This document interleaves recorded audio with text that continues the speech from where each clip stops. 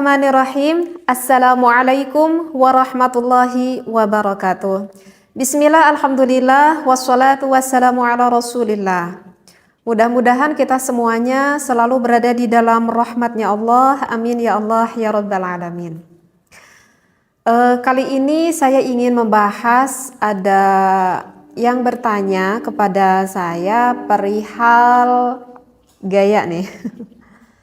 Perihal gaya, gaya apa yang dia tanyakan itu perihal gaya 69.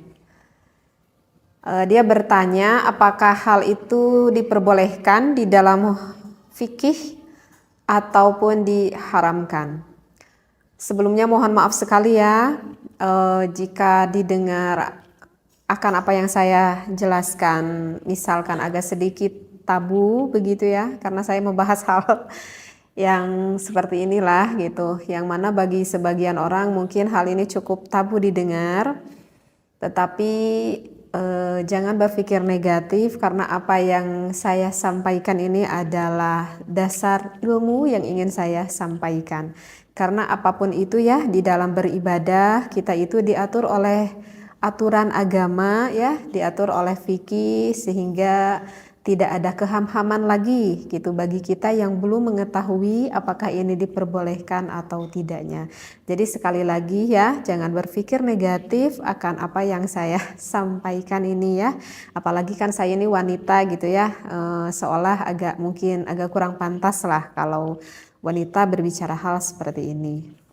Nah, jadi ada yang bertanya sekali lagi kepada saya, apakah diperbolehkan di dalam Islam jika suami istri itu melakukan hubungan seksualitas dengan menggunakan gaya 69. Jika yang udah berumah tangga lama mungkin udah pada paham ya apa itu gaya 69.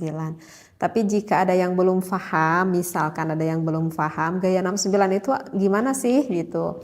Misalkan yang baru nikah gitu yang belum paham. Jadi gaya 69 itu adalah posisi sang suaminya di bawah tuh biasanya bahwa suaminya di bawah dan posisi sang istrinya itu di atas. Tapi tidak seperti itu juga sih terkadang. Jadi intinya dari gaya 69 itu adalah apakah boleh sang suami itu maaf sampai menjilati ataupun menghisap klitoris sang istrinya, dan ketika melakukan hubungan itu sebaliknya sang istri pun maaf sekali ya dengan bahasa yang saya sampaikan sampai mengulum Mr. P suaminya. Nah, itu adalah yang dikatakan dengan gaya 69. Jadi saling mencium, saling menghisap, saling menjilat di area vitalnya lah istilahnya seperti itu. Nah, apakah itu diperbolehkan atau diharamkan? Saya di sini berbicara tentang ilmu fikih, bukan ilmu akhlaknya ya. Sekali lagi saya tekankan, saya di sini adalah menjawab dari ulama fikih, bukan menurut perihal ilmu akhlaknya seperti itu. Nah, kalau di dalam ilmu fikih itu banyak ya sebetulnya saya temui di dalam beberapa kitab seperti itu, yang mana jumhurul ulama itu mayoritasnya membolehkan seperti itu. Dalil Al-Qur'annya kenapa dibolehkan tertera ada di dalam surat Al-Baqarah ya, pada ayat 223.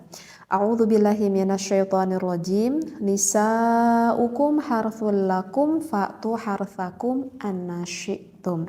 Wallahu a'lam bil muradi. Jadi kan di lafaz itu dikatakan nisa'ukum. Nah, gitu kan?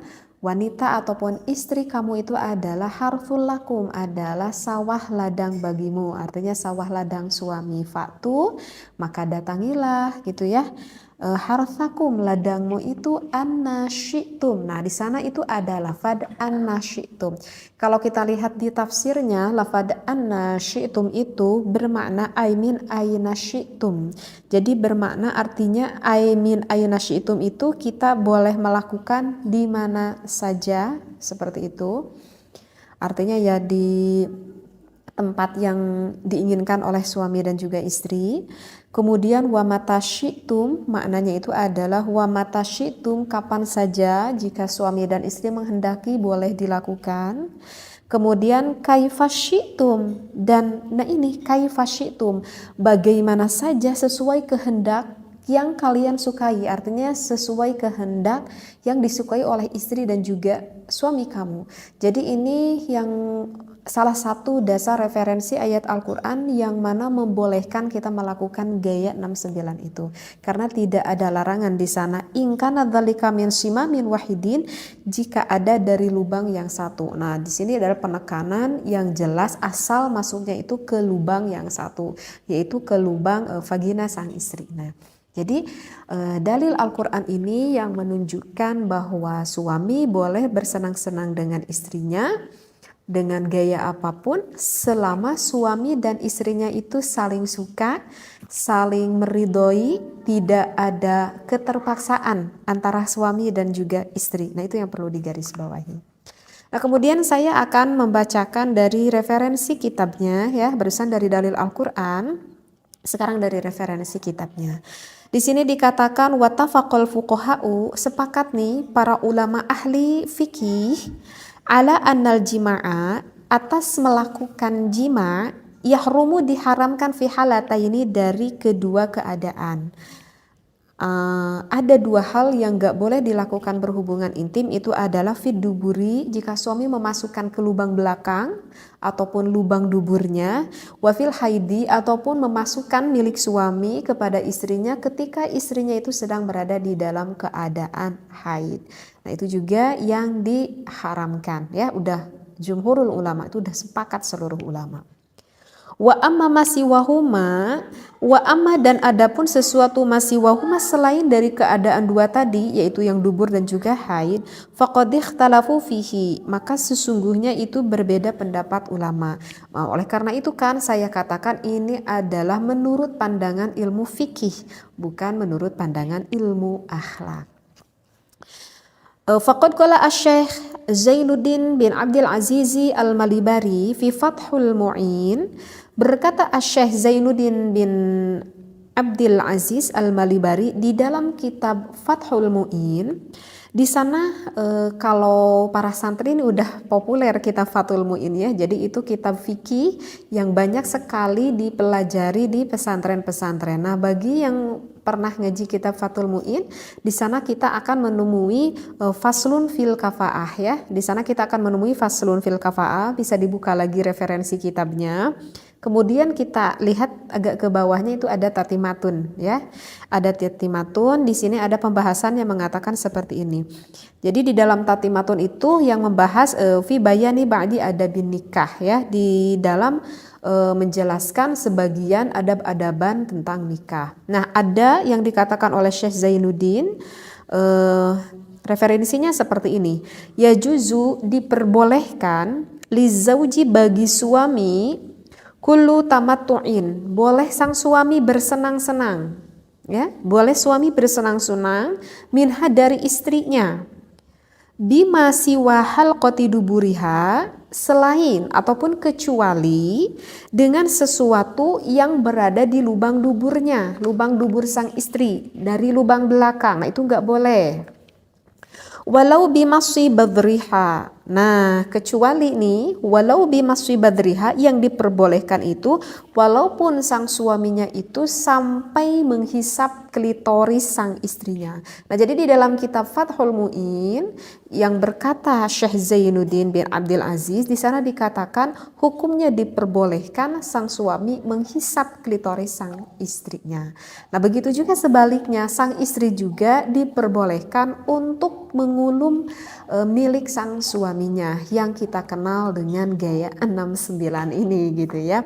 Nah, jadi bagi sang suami ataupun sang istri, jika hal itu memang dianggap diperlukan dan saling menyukai, maka tak perlu ada keraguan kalau berbicara di dalam ilmu fikih, ulama di dalam mazhab Imam Syafi'i memperbolehkannya. Dengan syarat sang istri dan juga sang suami saling suka ya, saling meridhoi seperti itu. Kalau misalkan istrinya nggak mau gitu, kalau misalkan pengantin baru gitu ya, itu kemungkinan kebanyakan para istri tuh nggak mau gitu ya, karena mungkin agak jijik juga gitu ya, dan merupakan hal yang sangat di luar bayangan mungkin, sehingga nggak mau melakukan hal itu. Nah, tetapi kalau misalkan dengan berjalannya waktu dengan sedikit suami merayu-merayu begitu ya, kebanyakan sih wanita tidak akan merasa keberatan sih seperti itu. Nah, saya tidak tahu ya bagaimana yang dirasakan oleh suami dan juga istri Anda di rumah gitu ya. Cuman kebanyakan gitu kalau saya dengar-dengar gitu seperti itu. Eh, Cuman sih yang perlu diingat ya di dalam berbagai gaya gitu ya. Di dalam berbagai gaya ini sih sebetulnya ya memang tidak perlu diajarkan juga ya. Maksudnya tak perlu diajarkan karena dengan instingnya nanti suami istri juga sih akan memahami apa yang dia inginkan sebetulnya. Jadi yang ingin saya titik beratkan di sini itu adalah bukan gayanya itu sih sebetulnya, tetapi hukumnya itu apakah diperbolehkan atau tidaknya. Jadi yang ingin saya sampaikan bukan gayanya tetapi hukumnya. Nah, kalau bertanya hukumnya di dalam fikih ya diperbolehkan. Dan harus diingat ya, wahai para suami dan juga istri, di dalam melakukan berhubungan seksualitas itu merupakan ibadah ya, itu merupakan ibadah bahkan yang besar sekali pahalanya. Jangan dikira ini bukan ibadah, ini adalah suatu ibadah yang besar sekali pahalanya dan banyak sekali kemanfaatannya. Yang namanya ibadah pasti itu akan diawali dengan yang baik, akan diakhiri dengan yang baik dan dilakukannya pun dengan yang baik pula. Kenapa saya berkata seperti ini? Udah saya terangkan barusan ya, bahwa untuk gaya-gaya hal seperti ini sebetulnya tidak perlu diajarkan gitu ya. Artinya yang baik ini adalah jangan sampai kita mengetahui akan posisi ini, gaya ini dari sesuatu yang diharamkan oleh Allah. Misalkan nih biar takut ada yang gak paham, misalkan pasangan suami istri mengetahui hal ini itu bukan dari instingnya ataupun bukan dari keinginan sang istrinya misalkan. Tetapi hal itu diketahui oleh suaminya itu misalkan, maaf ya, itu dikarenakan sang suaminya itu sebelumnya itu melihat dulu film porn gitu ya. Paham ya maksudnya film porn. Jadi kalau misalkan sang suami mengetahui ini dari film porn, berarti kan yang dia ketahuinya itu bukan dari hal yang positif. Artinya yang dia ketahui itu dari hal yang negatif. Maka itu tidak akan menjadikan sebuah ilmu. Dan apakah akan mendapatkan efek negatifnya? Iya, akan mendapatkan efek negatifnya. Karena terkadang ada yang bertanya juga kepada saya itu seperti ini, apakah boleh nih bagi suami istri karena agar menambah ilmu, dia berniatnya baik nih, ingin menambah ilmu, bagaimana sih gaya-gaya gitu ya, ataupun dia ingin mendapatkan gairah seksualitas dari sang suami dan sang istrinya, tapi aku lihatnya sama istri kok bareng-bareng gitu kayak kata suaminya. Apakah itu diperbolehkan atau tidak? Maka jawabannya itu adalah tidak diperbolehkan walaupun sang suami dan juga sang istri melihatnya bareng-bareng, walaupun punya niatnya itu adalah baik karena ingin membangkitkan gairah syahwatnya, ataupun bertujuannya baik menurut dirinya karena ingin menambahkan ilmu menurut pemikirannya, tetapi itu adalah apa yang dia pikirkan itu adalah mencari dari hal yang diharamkan. Maka sesuatu yang dicari dari hal yang diharamkan oleh Allah, maka hasilnya pun nanti tidak akan baik.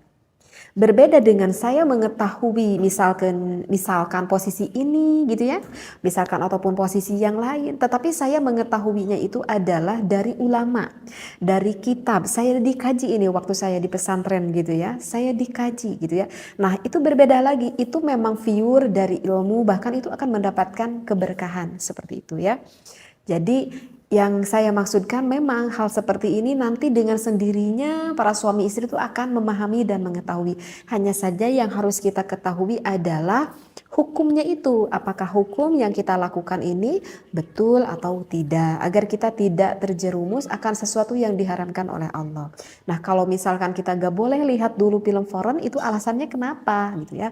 Karena kalau saya nerangkan sekarang nanti panjang lagi ya pembahasannya. Insya Allah nanti akan saya khusus membahas tentang hal itu ya.